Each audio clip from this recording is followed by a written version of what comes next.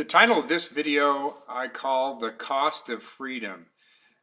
I talk to a lot of dental students about a lot of issues, and it's a scary thing to be a fourth year dental student. There is no question. The amount of decisions that you have to make, especially in today's world, because for the most part, if you're not going into residency, you're probably going into some corporate deal.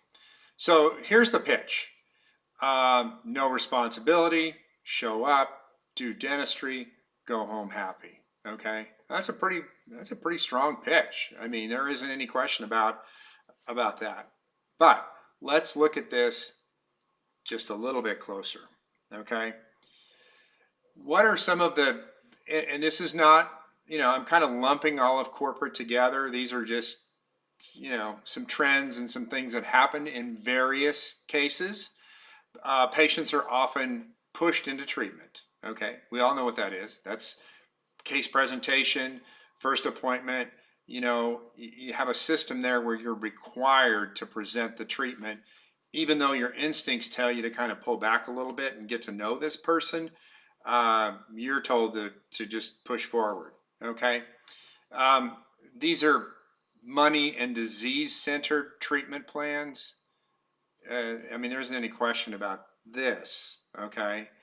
And your compensation is for the most part performance-based, okay, by some stretch or another. So the more money you make for the business, the more you're compensated, okay? That's a high-stress environment. But, performance-based things, when you can't take your time and do what your gut tells you, that creates stress. The teams are rarely on board.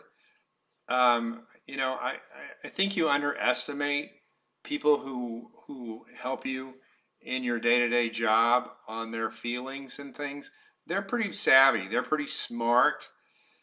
They know, like, when you're in private practice and they believe in their doctor and they watch their doctor make correct decisions, there's a little bit more, they're more into it. When they see a corporate system, and I used a term a couple of weeks ago, when you're so systematized, you're not personalized, people have trouble getting on board. It just turns into a job, okay? There's tons of competition. Basically you're probably competing on price, and fulfillment and meaning long-term become an issue, okay?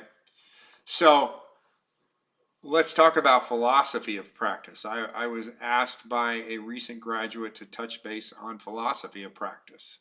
And this individual said that they had spent more sleepless nights as an associate on this particular topic alone, and I had not considered that. So what do I mean by that? What I mean is that you may find yourself as an employee in a position where someone says, I don't believe in fluoride, and you're doing prophy checks. And everything that you've been taught and everything that you believe is that, fluoride is it's a part of the preventive regimen. But the practice says they don't believe in fluoride. What if a doctor says to you, an owner says, all 3 surface restorations are amalgams, are crowns? That's a little bit of a dilemma. We don't do amalgams. All we do is composites, okay? That may or may not present to you a problem. I don't believe in root canals. We only do implants. These are philosophical issues that really, at the end of the day, come down to your freedom. Freedom to make a choice in your practice, in your practice style. So here's really kind of a bottom line issue, comes down to management. So most dentists will tell you they hate the business side of dentistry. That's universal. I'm kind of more of an exception, that I like business in general, not just dentistry, but I like creating business, and I like business, okay? But that's not the norm. You dislike managing people and processes. And like I said, I'm not like that. I like people. I like inspiring and motivating people. But here it is. This is one of the more important slides that I'll ever show you. End of discussion. If you don't learn the skills to manage your own life and potentially a dental practice, there are a multitude of people happy to employ you at a cost of 50% of your earnings and 100% of your freedom. Please copy and paste right in here, okay? 50% of your earnings, 100% of your freedom. So to be an employee, it's not a good or bad thing. I'm not making a judgment on that, but understand what the restrictions are, okay? This is the only issue. You know, when I look at a contract, it's not whether the number is 32% or 28. It's this. It's this, okay? Young people are getting lost in the detail.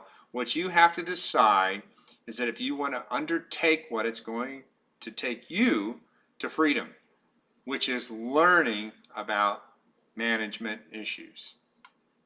That's it.